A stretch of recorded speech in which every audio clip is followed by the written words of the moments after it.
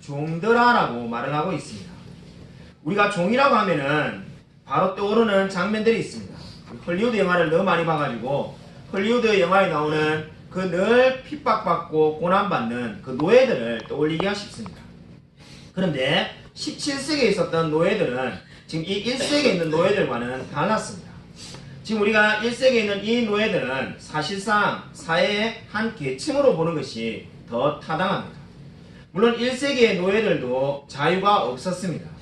하지만 이 로마의 노예는 우리가 생각하는 노예라기보다는 사회의 한 부분을 담당하고 있었습니다. 역사가들에 의하면은 로마 시대의 노예는 사회 전체의 대략 30%에서 40% 정도 되었다고 합니다. 주석가 바클레이라는 분이 계신데 그분은 로마에 7천만 명의 노예가 있었다고 주장하기도 합니다. 이 로마 시대의 대부분의 종들은 전쟁을 통해서 얻어졌는데 전쟁에서 이기면은 노획물로 그 포로들이 다 종이 되는 것이었습니다. 이 종들은 자신들이 가지고 있는 기술에 따라서 일을 하였다고 합니다. 따라서 어떤 사람은 교사, 어떤 사람은 요리사, 어떤 사람은 심지어 의사로 종으로 살기로 하였습니다. 그 당시에 에베소와 로마에 있던 초대교회 성도들의 기록을 보면은 80%의 그리스도인들이 종이었다는 기록이 남아 있습니다. 당시 초대교회의 80%의 구성원들은 다 종의 신분을 가지고 있었습니다. 종은 상전을 잘 만나면은 그나마 적당한 대우를 받지만은 안 좋은 상전을 만나면은 말 그대로 고난의 연속이었습니다. 우리가 잘 아는 철학자 아리스토텔레스는 종은 도구다라는 말을 남겼습니다. 그 말은 한마디로 종은 마음껏 아무렇게나 대해도 된다는 뜻이었습니다.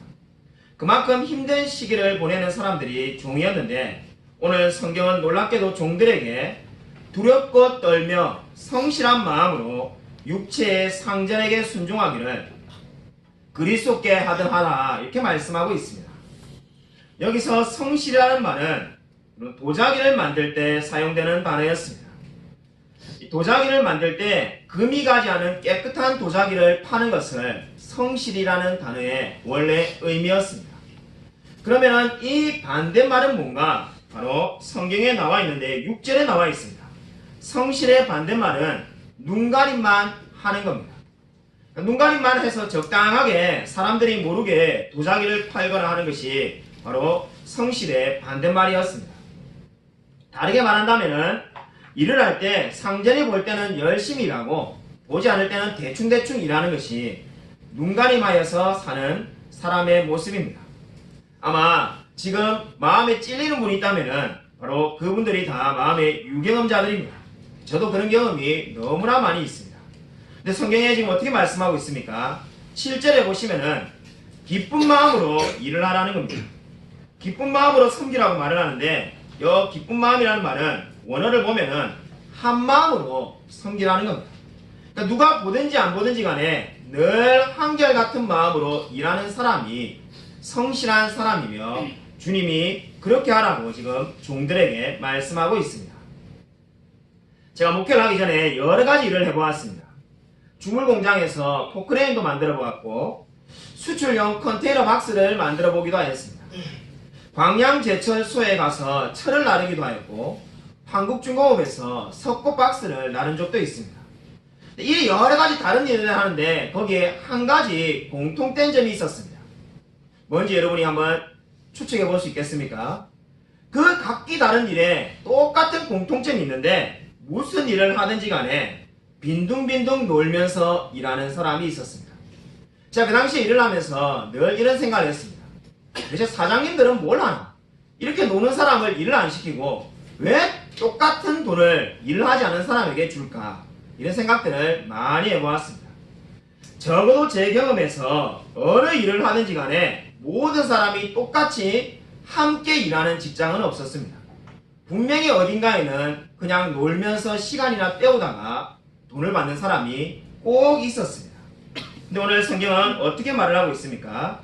그렇게 눈가림식으로 일하는 것은 죄를 짓는 거라고 성경은 말을 하고 있습니다. 오늘 성경 말씀이 쓰여진 당시에 이 로마가 대대적으로 기독교를 탄압했다는 것을 우리가 잘 알고 있습니다. 당시에 그리스도인들은 붙잡혀가지고 죽임을 당하여서 가로등이 되기도 하고 또는 사자들의 먹이가 되기도 하였습니다. 그렇게 핍박을 당하였는데 우리가 잘 알다시피 로마가 오히려 기독교를 국교화로 합니다. 313년에 기독교를 국교로 임명하는데 여러분 왜 어떻게 로마가 기독교에 굴복을 당했습니까? 다르게 말한다면은 기독교가 로마를 굴복시킨 방법이 어디에 있었습니까? 그것은 바로 그리스도인들이 서두에서 말한 것처럼 모든 일을 죽게 하듯이 하였기 때문입니다. 대부분의 그리스도인들은 제가 이미 말씀드린 것처럼 종의 지위를 가지고 있었습니다. 그런데 이 로마의 기득권층은 성적으로 타락하였습니다. 근데 늘 말씀대로 살면서 신실하게 사는 그리스도인들을 보면서 기득권층에서 자신들의 딸을 그리스도인들에게 주기 시작합니다. 자기와 똑같은 기득권층에게 자기의 딸이나 아들을 주는 것이 아니라 종으로 있는 그 사람들에게 자신의 아들과 딸을 주기 시작하였습니다. 그렇게 되면서 사회가 어떻게 됩니까? 점점점 그리스도인들을 의지하게 됩니다. 계속 그것이 확산되니까 결국에는 로마가 기독교를 더 이상 탄압하지 않고 기독교를 국교화시키게 된 겁니다. 여러분 이것이 성경이 말하는 그리스도인들이 세상을 변화시키는 방법입니다. 성경은 저와 여러분에게 권력을 가지고 휘둘러서 세상을 바꾸라고 말하지 않습니다. 성경이 저와 여러분에게 세상을 바꾸는 방법은 바로 우리가 늘 죽게 하듯이 자신의 일을 최선을 다해서 할 때 세상은 반드시 변화된다고 말씀하고 있습니다. 우리가 생각할 때 그 방법으로는 도저히 세상이 바뀔 것 같지 않지만은 세상이 이미 그렇게 바뀌었다는 증거가 초대교회에 있습니다. 여러분 진정으로 이 말씀을 믿고 있습니까? 죽게 하듯이 모든 일을 섬기며 나아가고 있습니까? 합동신학대학은 제 동기 목사님의 이야기입니다. 1년 전에 7명이 모이는 교회에 담임 목사로 부임하게 되었습니다. 그때 전화통화를 했는데 그분이 얼마나 기뻐하시는지 마치 7,000명 모이는 교회에 담임 목사로 부임하는 사람 같았습니다. 정말로 그분이 그렇게 기뻐하는 것을 15년간 알고 지냈지만은 단 한 번도 본 적이 없었습니다. 그렇게 기뻐하는 모습을 보고 제가 속으로 이렇게 생각했습니다. 저 마음이 변치 않으면은 훌륭한 목사님이 되시겠구나 라고 제가 생각을 했습니다. 근데 7명의 교인 중에 한 분만 새벽 기도를 나오시고 한 분만 수요예배를 나오시고 5분은 주일 예배만 나오신다고 제게 말씀해 주었습니다. 몇 달이 지났는데 그 교회 2명의 성도님이 교회를 떠났는데 공교롭게도 새벽 기도 잘 나오시는 분과 수요예배 잘 나오는 분이 교회를 떠나버렸습니다. 이제 5명 남았는데 수요예배나 새벽 기도를 드려봐야 사모님 혼자만 앉아 계십니다. 그래도 목사님이 열심히 새벽 기도하고 수요예배 드렸다고 합니다. 근데 어느 날 작년 여름에 사모님이 유방암 판정을 받고 삼성병원에서 유방을 절제해야 된다고 말합니다. 그자 목사님이 이제 낙심이 되어가지고 다 목회가 하기 싫어집니다. 가만히 나가보니까 수요예배에 아무도 이제 없습니다. 사모님도 나오지 못합니다. 암 때문에. 새벽기도도 아무도 없습니다. 자 목사님 마음에 이런 생각이 들기 시작합니다. 굳이 내가 아무도 나오지 않는 이 예배를 드려야 되나? 이런 회의감이 들기 시작합니다. 그래서 새벽기도는 눈이 떠지면 나가야 되겠다. 내가 눈 안 떠지면 이제 나에게 뭐라 할 사람도 없고 나오는 사람도 없는데 눈 뜨지면 나가고 눈이 안 뜨지면 안 나갔다고 합니다. 그러니까 절반도 새벽기도를 안 하게 되는 거죠. 수요예배는 어떻게 드렸는가? 그냥 5분 전에 나아가가지고 겨우 문 열고 이제 혼자 예배드리다가 집에 돌아오곤 그렇게 하였다고 합니다. 하나님이 그런 마음을 가진 목사님을 어떻게 변화시켰을까요? 그렇게 그냥 계속 몇 달을 사셨다고 합니다. 이제 모르겠다. 그냥 목회 안 되면 그만하지. 이제 이런 마음으로 사시는데 어느 날 수요예배를 갔는데 문이 열려있는 거예요. 아니 분명히 내 혼자밖에 나올 사람이 없는데 왜 문이 열려있을까? 그래가지고 깜짝 놀라가지고 목사님이 5분 전에 갔는데 가자마자 한 분이 앉아있는데 그분이 원래 수요예배를 잘 나오시다가 다른 교회를 간 그분이 다시 수요예배에 나와 계십니다. 교회 비밀번호를 다 아니까 먼저 와서 앉아서 간절히 기도하고 계시다는 거예요. 목사님이 뒤에 앉아서 보니까는 본인 마음 가운데 그런 마음이 듭니다. 아 내가 아무도 안 나온다고 이 예배를 드려야 되나 이렇게 생각했는데 주님이 보고 계셨구나. 그 생각이 문득 그 마음 가운데 들기 시작합니다. 그리고는 목사님이 회개하셨다고 합니다. 내가 늘 죽게 하듯이 했어야 되는데 그냥 사람을 보고 목회를 하였구나. 이런 생각이 들기 시작했다고 합니다. 목사님이 그날 결심했다고 합니다. 이제는 누가 오든지 안 오든지 내가 늘 주님이 지켜보고 계신다고 생각하며 목회가 되겠구나. 그렇게 결심하며 마음을 다르게 먹게 되었다고 합니다. 여러분, 제가 제 동기 목사님의 예를 들었습니다마는 직장 생활도 마찬가지입니다. 여러분의 삶에 적용해 보십시오. 나는 사장님이나 다른 동료가 있을 때나 또는 아무도 나를 지켜보는 사람이 없을 때나 늘 한결같이 일하고 있는 사람입니까? 아니면은 누군가 지켜볼 때는 열심히 일하고 그렇지 않을 때는 대충 일하는 사람이지는 않습니까? 이런 모든 일을 죽게 하듯이 하십시오. 여러분이 죽게 하듯이 일어날 때 반드시 하나님께서 함께 하실 것입니다. 오늘 에베소서 5장 21절의 말씀에 피차 복종하라는 말씀을 하고 있는 난 이후에 하나님께서 아내들에게 남편들에게 복종하고 그리고 자녀들은 부모에게 순종하고 오늘 말씀에서는 종들이 상전에게 순종하라 이렇게 말씀하고 있습니다. 사실상 에베소서는 계속해서 순종을 말씀하고 있습니다. 아마 어떤 분은 또 순종이야 이렇게 말하는지도 모르겠습니다. 도대체 성경은 왜 이렇게 순종에 대해서 강조하는 것일까요? 에베소서 5장과 6장은 지금 순종해라는 말을 계속 반복적으로 말을 하고 있습니다. 왜냐하면 그리스도인의 삶을 한마디로 요약하면 순종이기 때문입니다. 그리스도인답게 살자. 우리가 이런 말을 얼마나 많이 합니까? 그리스도인답게 산다는 것은 다르게 말한다면 순종하며 사는 겁니다. 성경은 저와 여러분에게 순종하는 삶을 살라고 말을 하고 있습니다. 순종한다는 것은 외적인 순종을 말하는 것이 아니라 내면적인 순종을 이야기하는 겁니다.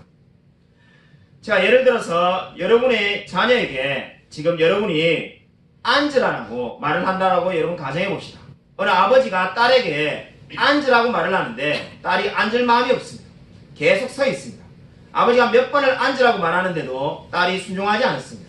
급기 아버지가 앉지 않으면 때리겠다고 말을 할 때 딸이 억지로 그 자리에 앉습니다.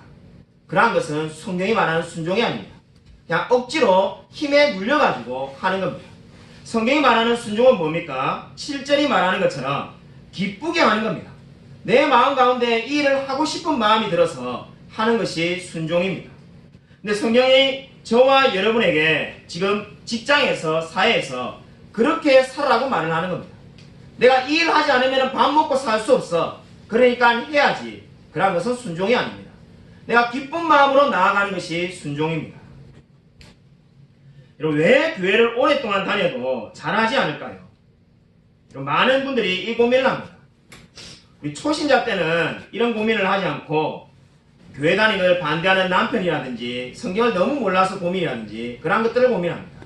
근데 목회를 하면서 보면은 신앙생활 한 지 10년이 넘어가면은 거의 대부분의 성도들이 똑같은 고민을 하기 시작합니다. 그 고민은 바로 뭔가 방금 제가 말씀드린 것처럼 내가 이렇게 교회를 오래 다녔는데 왜 나는 변화되지 않느냐는 겁니다. 수많은 사람들이 이 고민을 합니다. 내가 왜 교회를 오래 다녔는데 영적으로 성장하지 않을까? 그래서 어떤 사람들은 더 큰 교회를 찾아가기도 하고 또 다른 사람들은 기도원에 가거나 뭐 방언을 받으려고 하거나 자신이 성장하지 않는 것에 대한 해답을 찾으려고 합니다. 오늘 성경 말씀은 저와 여러분이 만약에 잘하지 않고 있다면 그 잘하지 않는 원인이 순종이 없기 때문이라고 말씀하고 있습니다. 저와 여러분이 영적으로 성장하지 않는다면 그에 대한 해답은 늘 하나입니다. 말씀에 대한 순종이 없기 때문입니다. 오늘 이 하나님의 말씀에 대해서 순종하지 않는 한 결코 영적으로 자라갈 수가 없습니다. 저와 여러분이 하나님을 닮아간다는 것이 무슨 의미입니까? 하나님을 닮아간다는 것은 말씀에 순종한다는 뜻입니다.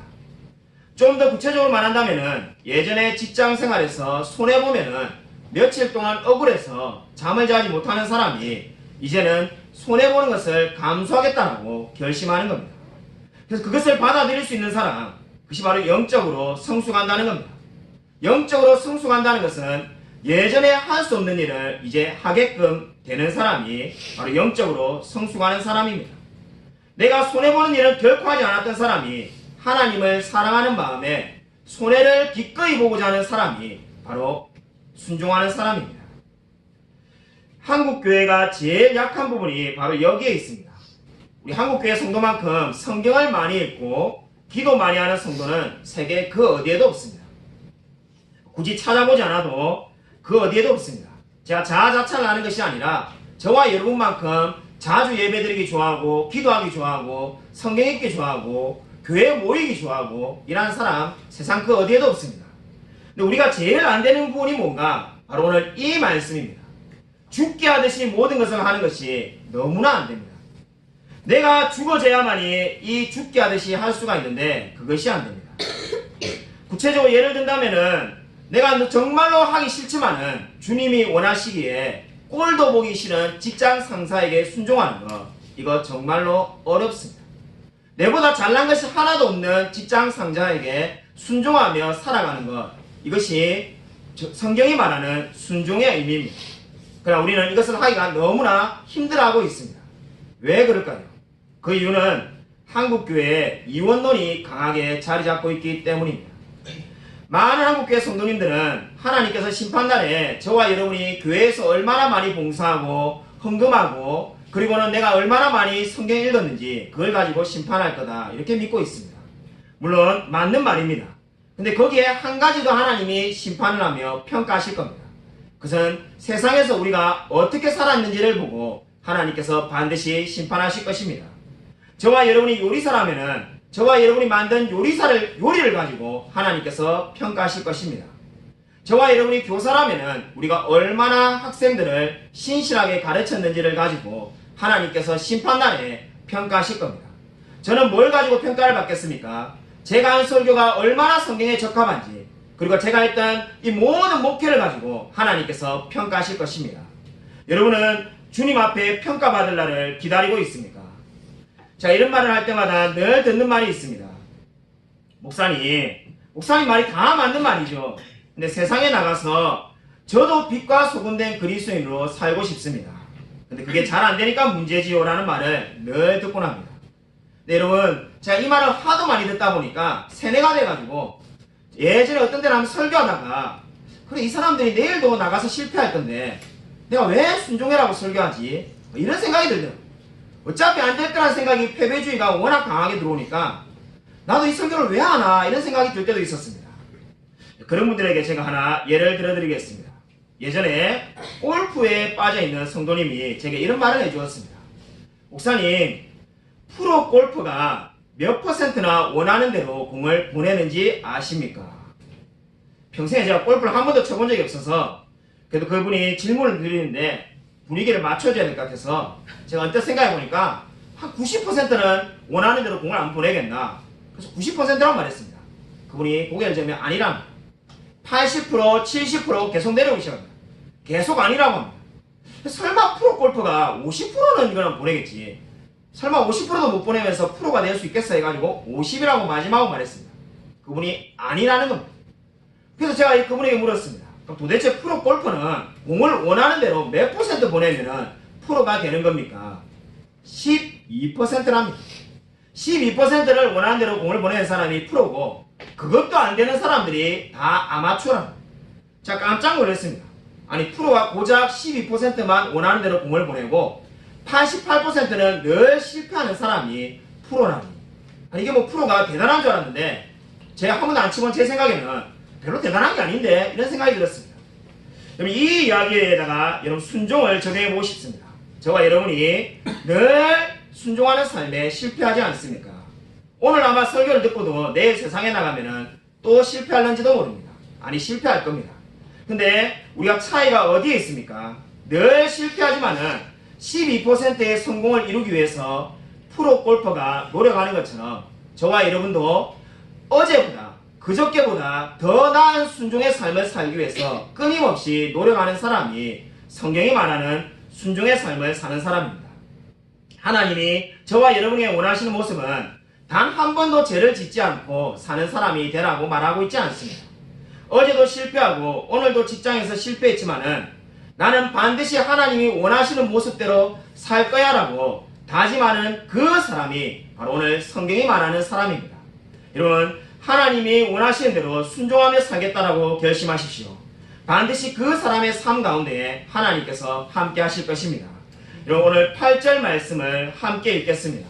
우리 8절 말씀 같이 함께 읽겠습니다. 네, 시작. 이는 각 사람이 무슨 성을 행하든지 종이나 자유인이나 주께로부터 그대로 받은 줄을 압니다. 아멘. 여러분, 저와 여러분이 세상에서 순종하는 삶을 살면은 주님께서 상을 주신다라고 말씀하고 있습니다.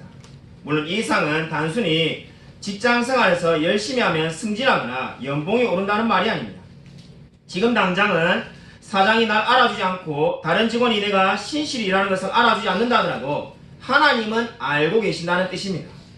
다시 말해서 하나님께서 우리에게 반드시 보상해 줄 거라는 것을 믿고 열심히 일을 하라는 것이 오늘 이 말씀의 의미입니다. 어느 늙은 선교사의 이야기입니다.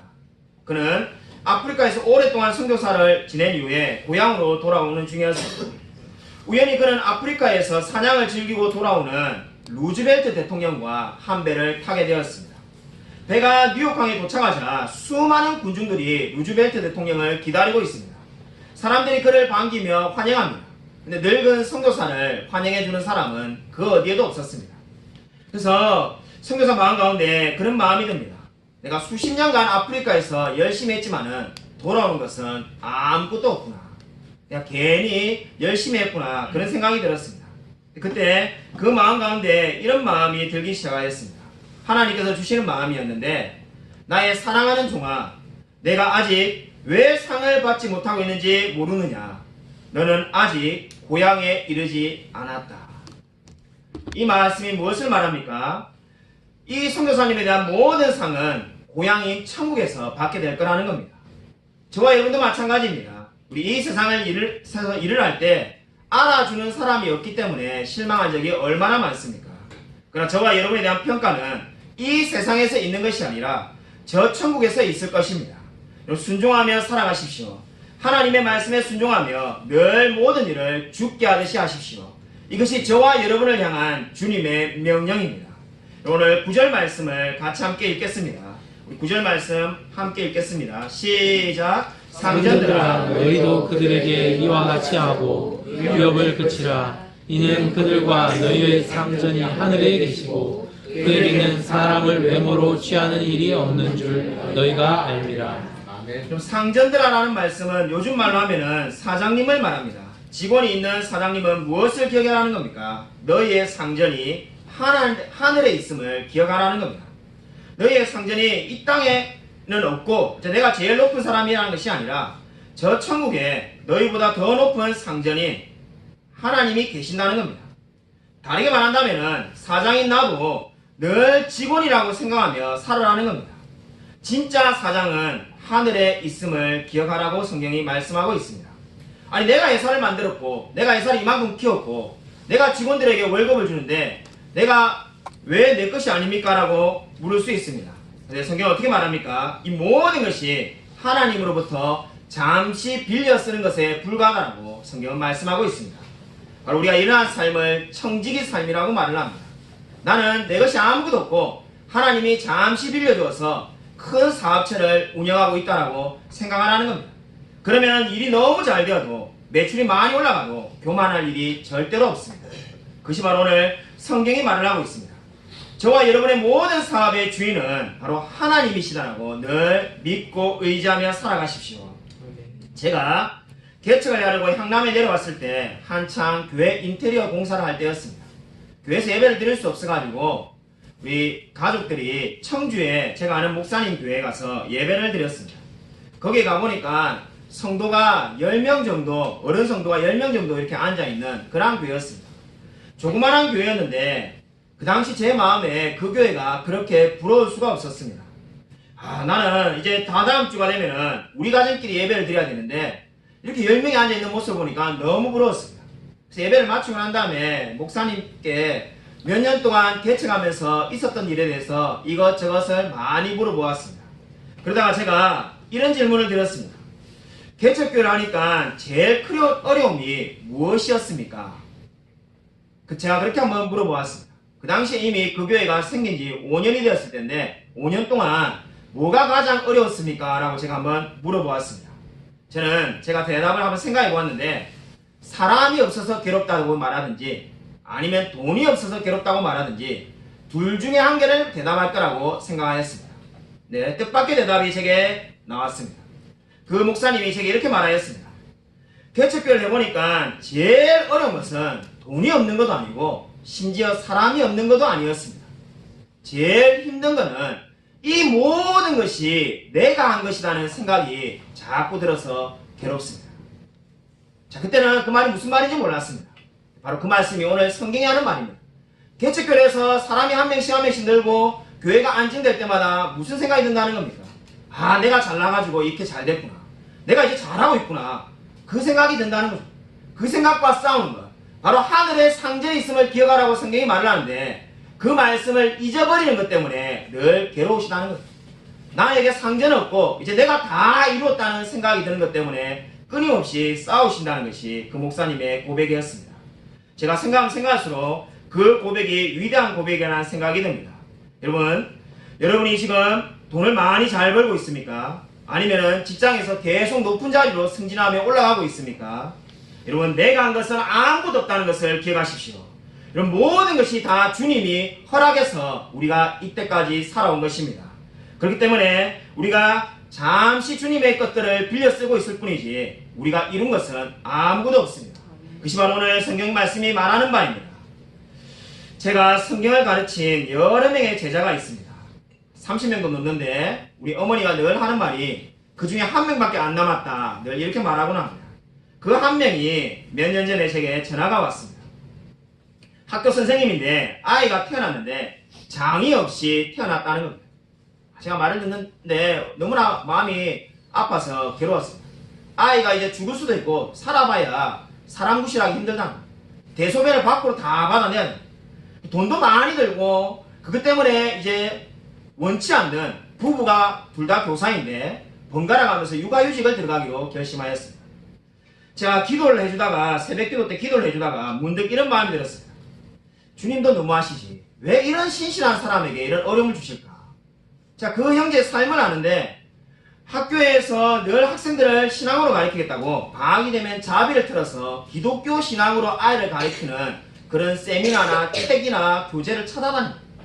그뿐만 아니라 방학이 되면은 늘 중국이나 다른 나라의 단기 성교를 자비로 갔다 옵니다. 학교에서도 신우회를 만들어가지고 예수 안 믿는 선생님들도 전도해가지고 신우회에서 예수를 믿게 만들었습니다. 이래 신실하게 사는 사람에게 제가 새벽에 기도하다가 그런 생각이 들었습니다. 좀 주님, 이왕이면 이렇게 열심히 사는 사람이 최연소 교장이 된다든지 아니면 좀 잘 나가가지고 뭔가 잘 되면 좋을 건데 아이가 태어났는데 장이 없이 태어나서 이제 눈물로 세월을 보내야 되는데 왜 우리 주님은 이렇게 역사하실까? 이런 생각이 들었습니다. 그때 제가 새벽기도 마치고 성경을 읽는데 창세기를 읽고 있었는데 요셉을 읽다가 주님의 마음이 뭔지를 알게 되었습니다. 요셉의 인생이 어떻습니까? 형들이 죽이려고 해서 겨우 죽지 않고 애굽으로 가게 되었습니다. 근데 처음에는 애굽에서 종살이를 했습니다. 그 종살이 오늘 성경이 말하는 것처럼 죽게 하듯이 열심히 하였습니다. 그러고 나니까 그 대가가 무엇이었습니까? 인생이 편안해진 게 아니라 더 힘든 일, 감옥살이를 하게 되었습니다. 감옥살이도 열심히 하였습니다. 근데 그 대가가 무엇이었습니까? 그 종살이를 하면서, 감옥살이를 하면서 풀려날 줄 알았는데 그 예언을 해줬던 사람이 잊어버려가지고 오랫동안 감옥에 있게 되었습니다. 그리고 난 다음에 결과가 애굽의 총리가 되었습니다. 아마 어떤 분들은 이 애굽의 총리가 된 거는 결국은 마지막으로 하나님이 복을 준 게 아닙니까? 이렇게 생각할 수 있습니다. 물론 복입니다. 그러나 그 복 가운데도 이 요셉이 해야 될 도전이 남아 있습니다. 더 큰 순종으로 하나님이 부르셨는데 그 도전이 뭡니까? 자기를 죽이려고 했던 형제와 화해하라는 겁니다. 결국 요셉은 가장 힘든 것인 그 형제들과 다 화해하게 됩니다. 여러분, 요셉의 삶을 보면 어떻습니까? 종살이를 해내면은 감옥살이가 찾아오고 감옥살이가 끝나니까 자기를 죽이려고 했던 형제와 화해하는 하나님의 말씀에 순종하는 삶을 살아가냈습니다. 여러분, 우리가 하나님의 말씀에 순종하기로 결심하면 어떤 일이 벌어집니까? 더 큰 어려움이 찾아올 때가 있습니다. 왜 그렇습니까? 하나님께서 더 큰 순종으로 우리를 이끄시기 위해서입니다. 우리는 쉽게 내가 오늘 열심히 순종하면은 편안한 삶이 다가올 거라고 오해할 수도 있습니다. 그러나 하나님이 우리에게 역사하시는 것이 어떻습니까? 더 큰 순종의 자리로 우리를 인도하실 때가 많습니다. 그럼 인생의 힘든 고난 가운데 있습니까? 내가 얼마 전에 고난을 지났는데 왜 또 고난이 찾아왔나? 이런 생각이 들지 않습니까? 하나님께서 우리에게 원하시는 것이 무엇입니까? 이미 순종하였지만은 더 큰 순종을 하라고 우리에게 더 큰 고난을 주시는 것입니다. 여러분, 하나님의 이 놀라운 마음을 기억하십시오. 더 힘들고 더 괴로운 고난 가운데 있습니까? 오직 주님만 의지하는 자가 되기를 원하시는 겁니다. 사랑하는 여러분, 무슨 일을 하든지 죽게 하듯 하십시오. 왜 하나님은 세상에 좋은 사람도 많은데 나의 직장 가운데 이렇게 이상한 동료들만 나에게 허락하셨는가? 여러분, 이렇게 말하지 마십시오. 하나님이 그들을 허락하신 이유가 반드시 있습니다. 여러분이 그 사람들을 통하여서 죽게 하듯이 하십시오. 그때 여러분이 신앙이 성숙하며 성장하며 주님의 놀라운 사랑을 전파하는 자가 되게 될 것입니다. 그것이 바로 저와 여러분을 향한 하나님의 뜻입니다. 여러분, 오늘 성경이 말하는 것을 기억하십시오. 무슨 일을 하든지 죽게 하듯이 하며 나의 상전이 하늘에 계심을 기억하십시오. 마지막으로 내가 행한 모든 일을 주님께서 판단하시며 상을 내리실 것이라는 것을 믿고 의지하십시오. 아무쪼록 늘 주 안에서 모든 일을 죽게 하듯 하며 살아가는 저와 우리 모든 성도님이 되시기를 주님의 이름으로 간절히 축원드립니다.